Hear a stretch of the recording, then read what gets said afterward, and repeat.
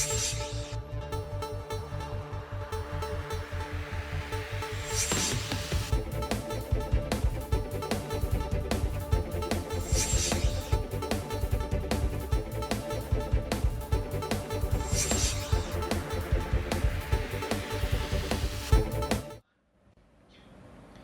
जन टीवी में स्वागत है आपका। मैं हूं योगेंद्र। आप देख रहे हैं नारी और नारी में आज हम बात करेंगे प्रधानमंत्री नरेंद्र मोदी के 11 साल के सफ़र की, या यूं कहूं कि तीसरे कार्यकाल का 1 साल भी पूरा हुआ।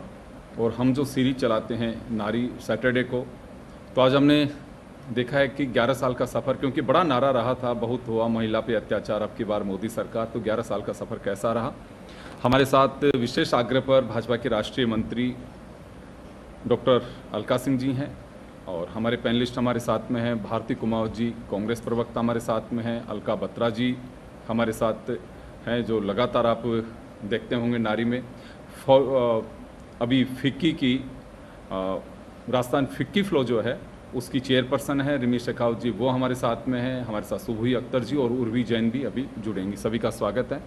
मलका जी, आपके पास में आना चाहूँगा। पहले मैं आपको एक समय दूंगा, आप 2-3 मिनट में अपनी बात, क्या कुछ खास ऐसी योजनाएं हैं, हमारे दर्शक हालांकि स्क्रीन पे देख रहे हैं, लेकिन हम आपसे जानना चाहेंगे कि ये सफ़र कैसा रहा बीजेपी की नज़र से, आप एक सीनियर लीडर हैं उस नज़र से। देखिए, 11 साल मोदी सरकार के जो हुए हैं वो एक तरह से कहा जाए कि मोदी जी का मंत्र रहा था, विकसित भारत के संकल्प के साथ उन्होंने सत्ता को ग्रहण किया था।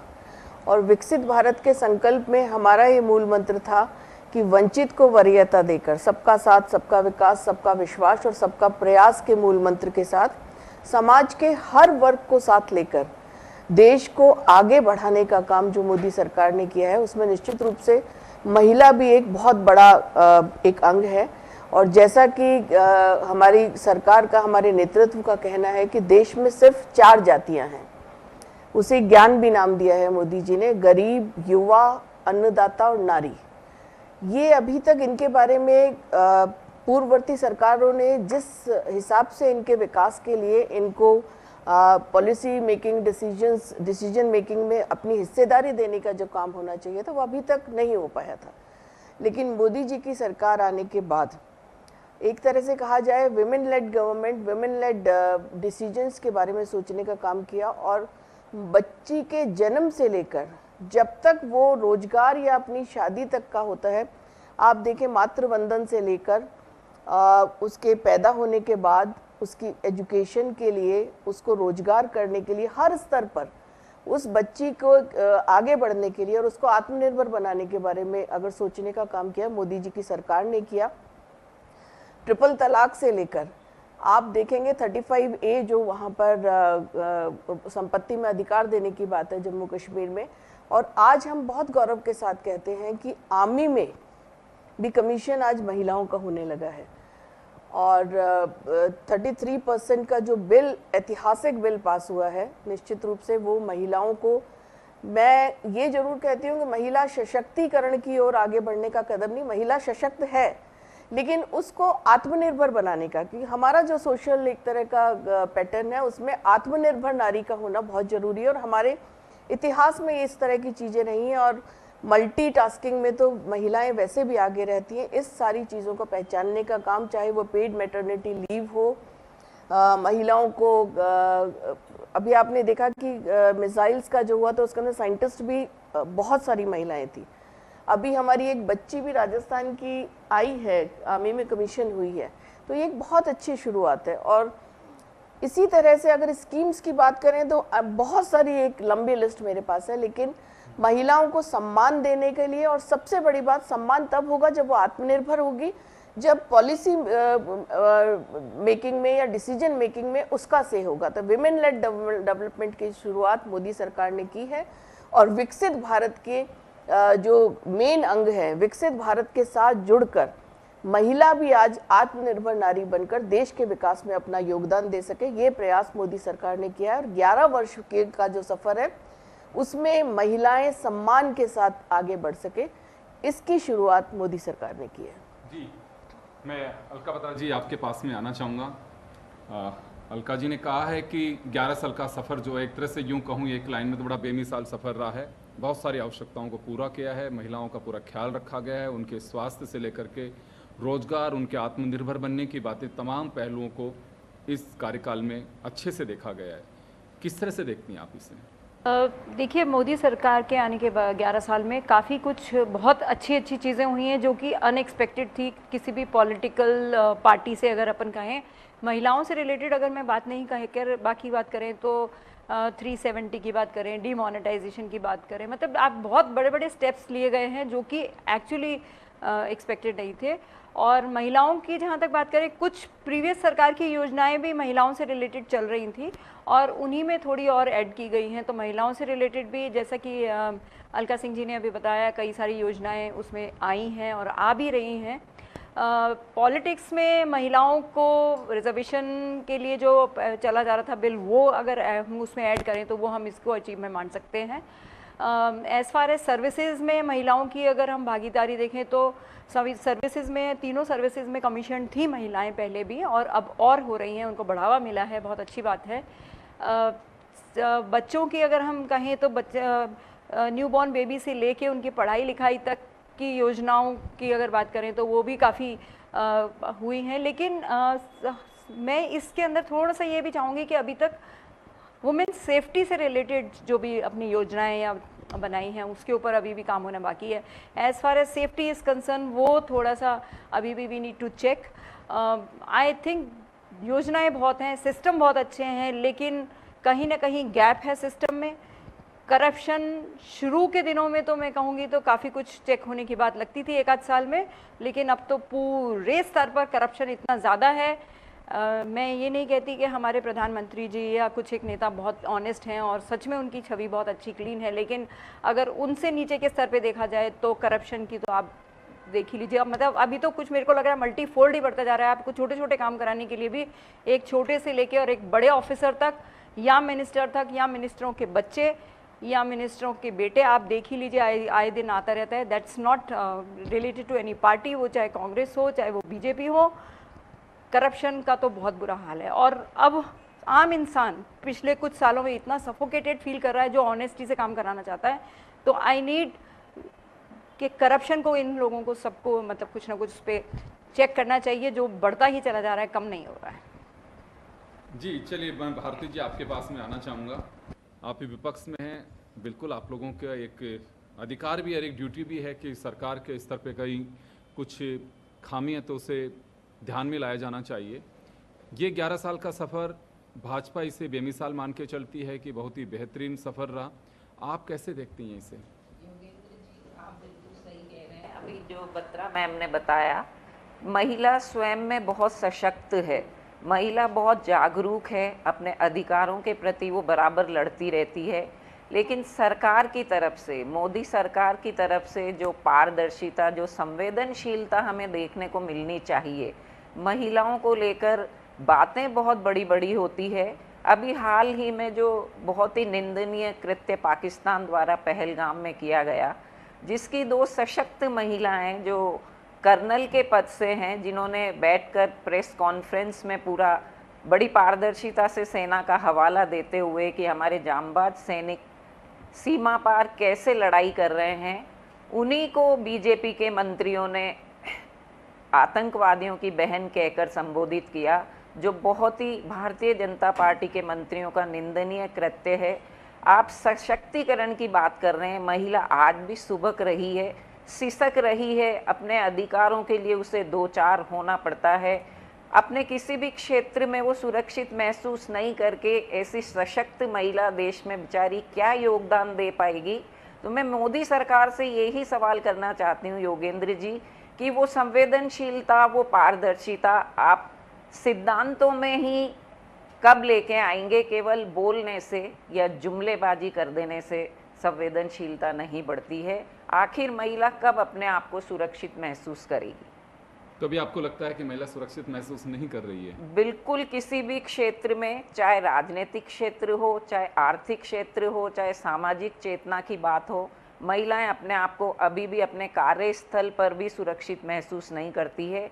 क्योंकि जो हमारे बलात्कार का ग्राफ है उसमें कहीं कोई कमी नहीं है, बल्कि ये बढ़ता ही जा रहा है, जो देश के लिए बहुत शर्मनाक है। हमारी संप्रभुता तक को हमने गड़बड़ कर दिया है। जब सीज फायर पहलगाम अटैक के बाद जब सीज फायर की बात आई तो हम संप्रभु ही नहीं रहे कि ट्रंप साहब हमें कह रहे हैं कि सीज फायर कर दिया जाए और मोदी जी का उस पर कोई स्पष्ट जवाब नहीं दे पाए।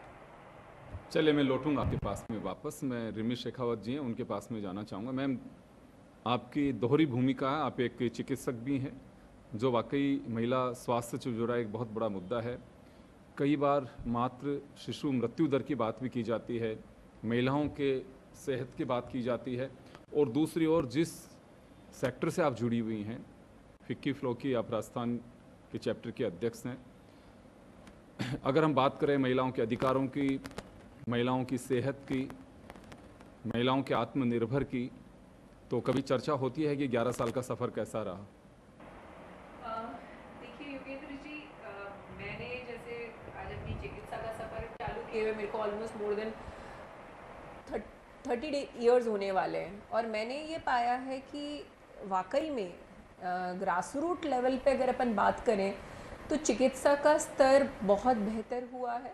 जो आज की तारीख में सबसे एपिडेमिक है कैंसर, उस बीमारी को ग्रास रूट लेवल पे पकड़ने की कोशिश जारी है। अभी जैसे फिक्की में भी हमने एक जीवन रक्षा वाहन लॉन्च किया है, जिसमें एट डोर स्टेप हमने स्क्रीनिंग करी है। तो वो डेफिनेटली राजस्थान सरकार के सहयोग से वो बिल्कुल इस चीज़ के लिए बहुत ही ऑप्टिमिस्टिक हैं कि आप लोग करिए, हम आपके साथ खड़े हैं, हमारा जो भी एडमिनिस्ट्रेटिव सपोर्ट है हम देंगे। प्लस इसके अलावा जो मातृ स्वास्थ्य और शिशु का जो स्वास्थ्य है, पोषण है, वो भी ग्रास रूट लेवल पे कोशिश बहुत अच्छे से, योजनाएं बहुत अच्छी है, आयुष्मान भारत योजनाएं हैं, और उसके अलावा माँ और जननी सुरक्षा योजना बहुत अच्छी योजनाएं हैं। अब जो बात जैसे अलका मैम ने कही कि हाँ, कहीं ना कहीं कॉम्प्लेसेंट एडमिनिस्ट्रेशन है।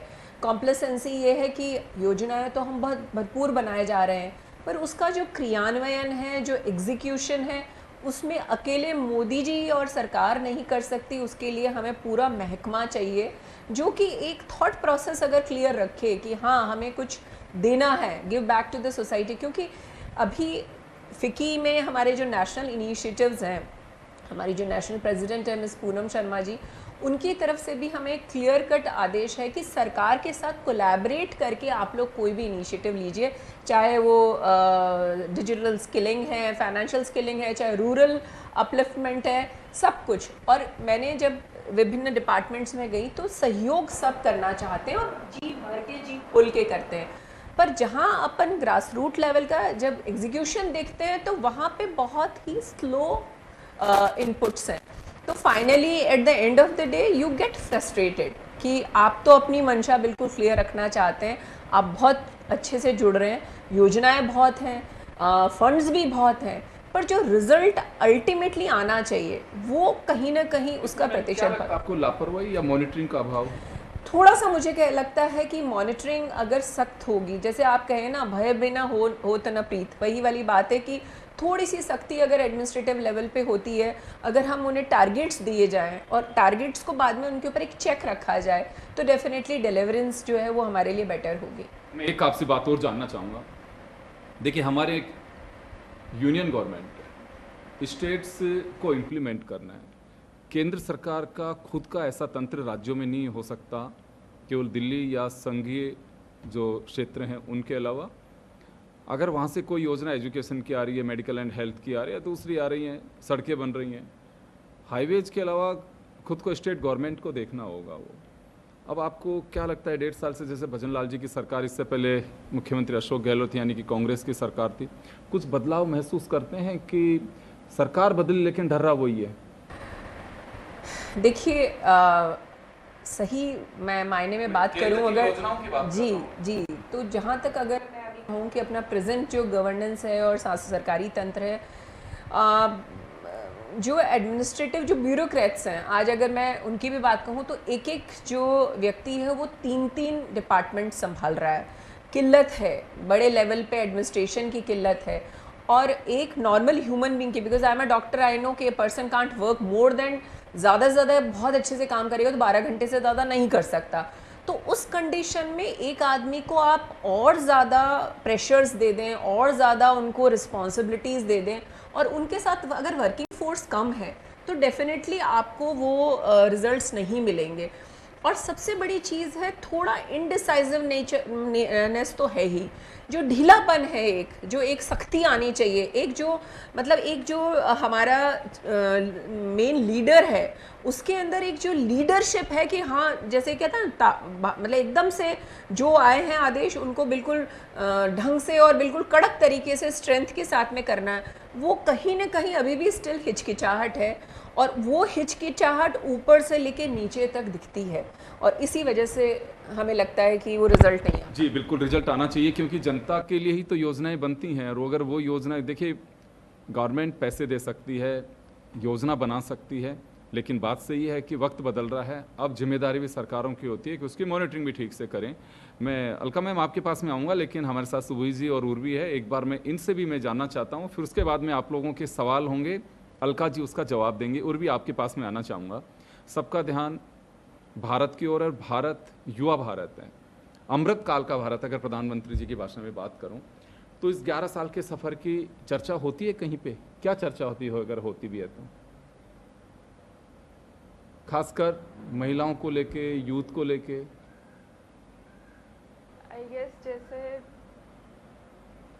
पीएम मोदी ने जो युवाओं के लिए चाहे स्टार्टअप फंडिंग्स इंट्रोड्यूस करी है, उसके अलावा वुमेन एम्पावरमेंट के लिए जो यंग वुमेन स्टार्टअप्स के लिए फंडिंग्स और एम्पावरमेंट अनाउंस करे हैं, those are in the trends. और आई गेस बिल्कुल, तो ये कुछ एक नया प्लेटफॉर्म दिया है स्टार्टअप्स को, ये कह सकते हैं हम। पहला मैं थोड़ा कुछ बोलना जी। चाहूँगी यहाँ पे। मेरा पहला कि इनकी तबीयत थोड़ी सी अभी आते वक्त ही रास्ते में थोड़ा सा ख़राब हुई, शी जस्ट वॉमिटेड, तो हम इस वजह से लेट हो गए। तो पहला तो मैं अब इनके लिए थोड़ा सा वो कहना चाहूँगी, तो she is not feeling too well. मैं इंट्रोडक्शन आपको दे देती हूँ। आप मेरी ही एजेंसी के लिए, मेरी ही बिजनेस के लिए कंटेंट एंड क्रिएटिव हेड हैं। जो इनका आपका सवाल था कि मोदी गवर्नमेंट जो है हमारे लिए क्या काम कर रही है, क्या इसकी चर्चा होती है, क्या चीज़ें ट्रेंडिंग है या नहीं है, तो सोचिए कि औरतों को from birth to board room हमारे लिए बहुत सारी पॉलिसीज़ आई हैं, ठीक है। मगर जैसे सभी लोग यहाँ पे जानना चाहेंगे और सब जानते भी हैं कि पॉलिसीज़ बोर्ड रूम में बैठ के ही बन गई दूसरे बोर्ड रूम के लिए, राइट। मगर उसको एग्जीक्यूट करने के लिए एग्जीक्यूशनर्स की किल्लत है, जैसे मैम ने सजेस्ट किया आपको कि हमें एक महकमा चाहिए जो सिर्फ और सिर्फ इसी बात पे काम कर रहा हो। अब लेबर इंटेंसिव आप ये कहें कि लेबर के अंदर फिज़िकल लेबर से लेके बोर्ड रूम लेबर से आपका 23.7% से इन 11 सालों के अंदर आज हमारी इंक्लूसिविटी 42.7% तक हो गई है। नहीं, चाहे हम 50% के मतलब या 50% of the population, but that is still a huge gap जो हम लोगों ने कवर किया। 11 साल में ही क्यों कवर किया? उससे पहले भी तो हो सकता था। ये नहीं है कि कांग्रेस काम नहीं कर रही थी, या ये नहीं है कि बीजेपी काम नहीं कर रही थी, क्योंकि धीरे धीरे धीरे करके एटलीस्ट हम लोग जुड़ते चले गए, वो कारवा बनता चला गया और वो एग्जीक्यूशन होता चला गया। अब हम उस पॉइंट पे आ गए हैं कि हमारे को एजुकेशन की इक्वानिमिटी है, हमें एजुकेशन बराबर की मिल रही है। अब हमारे पास अपॉर्चुनिटीज़ बराबर की आ रही हैं, राइट। अब इसको थोड़ा सा और इन्फोर्स करने के लिए ग्रास रूट लेवल के ऊपर आपने हमें इतनी सारी स्टार्टअप की फंडिंग्स और एम्पावरमेंट के लिए आपने इतने सारे स्कीम्स बना दिए, मगर उसको लोगों तक पहुंचाने के लिए अभी भी वक्त है, अभी भी उसमें काम करने की ज़रूरत है। वो महकमा चाहिए, जैसे मैम ने भी सजेस्ट किया कि आपको एग्जीक्यूशनर्स वो चाहिए, बॉडी चाहिए। मेरा एक सवाल है यहाँ पे आपसे।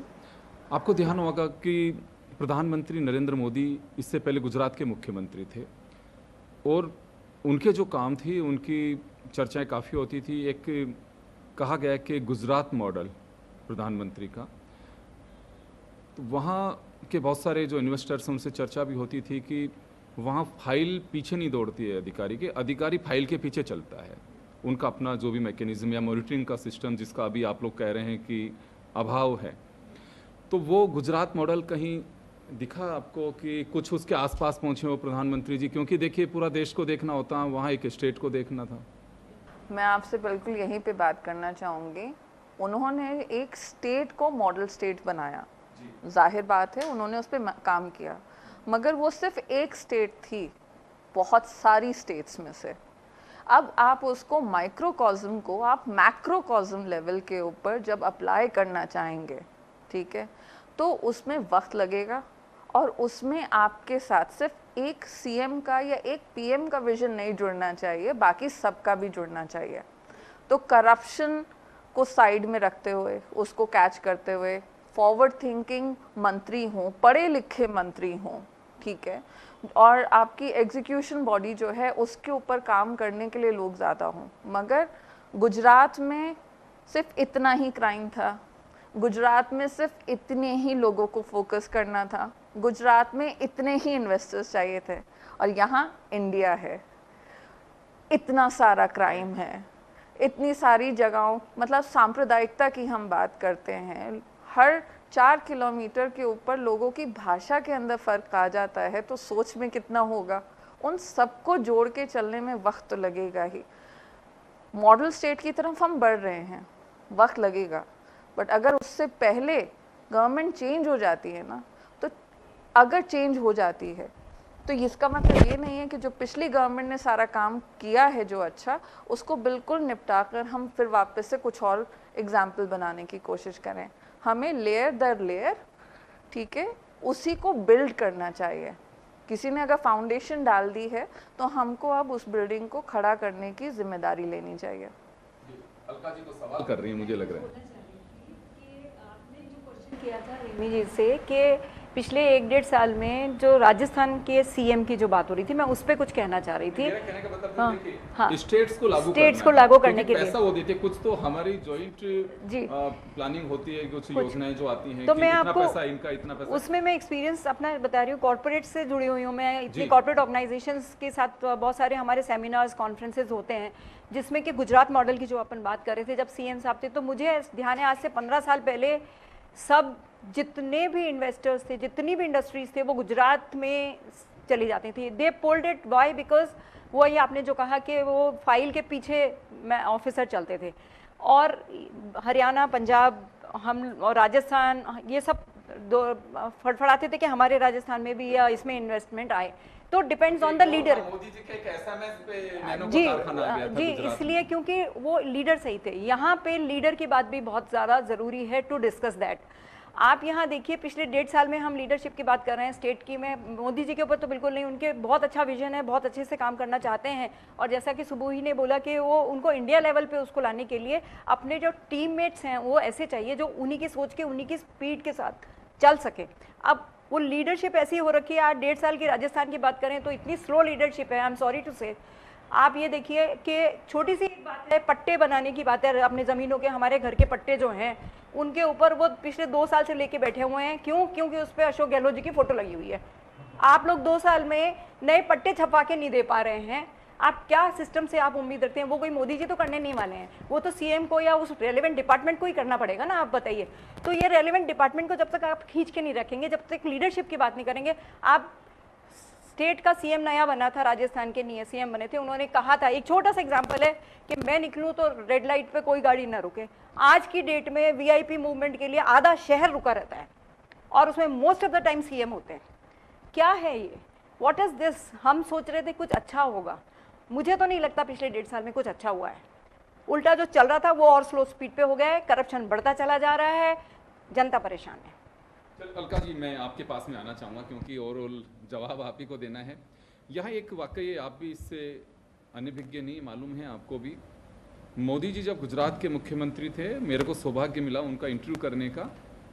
वाकई एक मैजिक की तरह वो, मतलब उसके बाद में प्रधानमंत्री जब बने तो पहले कार्यकाल में ज़रूर हमारा सौभाग्य मिला, राजस्थान के पत्रकारों को बुलाया था लोकसभा में विजिट पे, तो हमारे साथ में उन्होंने चर्चा की थी। गुजरात मॉडल की चर्चा थी और गुजरात मॉडल से हर कोई प्रभावित था और सबसे पहला जो कार्यकाल उनका रहा जिसके लिए चुने, और बिल्कुल एक 1984 में इंदिरा गांधी की हत्या के बाद जब चुनाव हुए थे तो ऐसी मेजोरिटी पहली बार मिली किसी दल को, क्लियर मेजोरिटी मिली है। कोई गठबंधन की सरकार नहीं, क्योंकि गठबंधन की सरकारों में अलग तरह का प्रेशर था। आज हो सकता है गठबंधन में एनडीए हो तो कुछ प्रेशर्स भी हों। वो गुजरात मॉडल को लेकर के अभी चर्चा हो रही है कि वो मोदी जी वहाँ पे उस तरह का कुछ लेके नहीं आ पाए, और खैर कुछ अलग चीज़ें भी हो सकती है क्योंकि यहाँ पे आपका एक स्टेट है, आपको सारी चीज़ें खुद को करनी है, आपकी मर्जी से चीज़ें लागू हो सकती हैं। हमारी फेडरल या यूनियन सिस्टम है, उसमें राज्यों की अपनी मर्जी चलती है, कुछ आपकी अलग आइडियोलॉजी की सरकारें होंगी, तो ये कुछ काम सफ़र करता महसूस होता है। कभी चर्चा होती होगी आप लोगों की कि वास्तव में कुछ चीज़ें हैं जो चाह कर भी हम नहीं कर पा रहे हैं। देखिए योगेंद्र जी, सबसे बड़ी बात होती है नीति और नीयत, ये दोनों बिल्कुल क्लियर हैं। और जब काम स्टार्ट हो गया, आप देखिए इनकी नीति, आप पहली बार आदिवासी आज हमारे पास प्रेसिडेंट है। अगर रिप्रेजेंटेशन की बात करें तो सबसे ज़्यादा महिला मंत्री हैं, और 3 साल से हमारी मतलब काफ़ी समय से हमारी बजट को एक हमारी महिला नेत्री रख रही हैं। तो शुरुआत बहुत अच्छी है, सोच बहुत अच्छी है, नीति बहुत अच्छी है। मुद्रा लोन जैसा, आप सब तो एंटरप्रेन्योर्स हैं यहाँ पर, 68% महिलाओं के नाम है। अभी आप स्टार्टअप्स की उनकी बात कर रहे थे, एक नई शुरुआत हुई है। और जहाँ तक आप कह रहे हैं इम्प्लीमेंटेशन का, तो वही बात है, जिस तेज़ी से ऊपर से चीज़ आती है उस तेज़ी से नीचे अगर उसको ग्रहण करके इम्प्लीमेंट कर दिया जाए तो उसमें बहुत गति हो सकती है। लेकिन अभी तक थोड़ा बहुत हिंड्रेंस इसलिए है कि अलग अलग विचारधाराओं की गवर्नमेंट्स भी हैं, और जहां हमारी खुद की भी गवर्नमेंट है वहां भी अगर हम चाहें कि एकदम से पूरा रिफॉर्म करना चाहें तो वो पॉसिबल नहीं होता। लेकिन एक अच्छी शुरुआत हुई है, और अच्छी शुरुआत में ये है कि आप देखिए, एक उदाहरण ही देना चाहूँगी कि जनधन खाते खुले थे, फ्री, ज़ीरो बैलेंस पे थे, किसी ने एक्सेप्ट नहीं किया। तो बहुत ज़ोर शोर से इसके बारे में बातें हुई थी। लेकिन कोविड आया और डायरेक्ट बेनिफिट जो उसके माध्यम से गए, और ज़्यादातर बहनों को जो उससे फ़ायदा हुआ, वो आज आप गांव में जाएं तो लोग मानते हैं। और उसकी वजह से कितने लाखों करोड़ रुपए जो लीकेज होता था वो लीकेज ख़त्म हो गया। तो शुरुआत करने के लिए, और ये बिल्कुल सही है कि एक स्टेट में थे मोदी जी, उनकी सोच बहुत प्रोग्रेसिव है। वो इस अमृत काल में विकसित भारत में लेना चाहते हैं, और ये हमें स्वीकार करना पड़ेगा कि भारत की जो स्वीकार्यता है जो आज विश्व में बनी है वो पहले कभी नहीं थी। भारत के पासपोर्ट की वैल्यू अब बाहर जाके पता लगता है। हम आज बाहर जाके बहुत गर्व से कहते हैं हम इंडियन हैं। रूस यूक्रेन का युद्ध रुक जाए और बच्चे हमारे सेफ आ जाएं, इससे बड़ी उपलब्धि किसी स्टेट्समैन के लिए और किसी लीडर के लिए और किसी देश के लिए नहीं हो सकती। इसके अलावा भी आप देखें, हाउ डू मोदी, अमेरिका जैसा कंट्री आपको सलाम करे, आपके लीडर को का वेलकम करे, बहुत बड़ी बात है। लेकिन एकदम से पूरा चेंज आ जाए, मुझे लगता है ये संभव नहीं है। धीरे धीरे एक सोशल हमारा जो है, नेचुरली हमारे ऑफिसर्स हो या हमारी इम्प्लीमेंटिंग एजेंसीज हो, they are also part of society. उनके सोच में एक ये चीज़ आना बहुत ज़रूरी है, जो पॉजिटिव चीज़ें आ रही हैं। जो आप देखें, एक वर्ग ऐसा है जहां महिलाओं का हम रोज़ देखते हैं, हमारे घर पे जो डोमेस्टिक वर्कर्स हैं उनको सम्मान देने की बात हम करते हैं, उनके पास भी वही राइट्स हैं, लेकिन किस पीड़ा से वो गुजर रही हैं। हम समय समय पर, आपकी जो NGOs है बहुत अच्छा इसमें काम करती हैं, लेकिन वो एक सोसाइटी का जो देखने का तरीका है, जब तक सोशली हम इस चीज़ को एक्सेप्ट नहीं करेंगे, नीतियाँ कितनी भी बन जाए, नीयत किसी भी गवर्नमेंट की हो, इम्प्लीमेंटिंग एजेंसीज भी इम्प्लीमेंटेशन तभी कर पाएंगी जब सोसाइटी का एक पॉजिटिव नोट आए। और मुझे लगता है कि मोदी जी के आने के बाद महिलाओं के प्रति सम्मान, और महिला को एक चीज़ हमें स्वीकार करना पड़ेगा, जहां हम आत्मनिर्भर हो जाते हैं, सेल्फ हेल्प ग्रुप्स को आगे बढ़ा रहे हैं, लखपति दीदी बनने की बात हो रही है, तो ये जहां हम आत्मनिर्भर हो जाते हैं वहाँ महिला में एक देखा जाए सोशल सिक्योरिटी भी आ जाती है, आत्मसम्मान भी आ जाता है, और वहाँ वो अपनी बात खुलकर कहने लगती है। जब वो खुल के बात कहने लगेगी तो योजनाओं को समझने लगेगी, तो वो अपने आप आगे बढ़ के परिवार का भी को भी आगे ले जा सकती है, देश को भी आगे ले जा सकती है। लेकिन उसके लिए मुझे लगता है कि हम सबको और सोसाइटी ओवरऑल को इस बारे में सोचने की ज़रूरत है। चलिए मैं आप लोगों के पास में लौटूंगा, एक छोटे से ब्रेक के लिए रुकेंगे, ब्रेक के बाद हम जल्द लौटते हैं।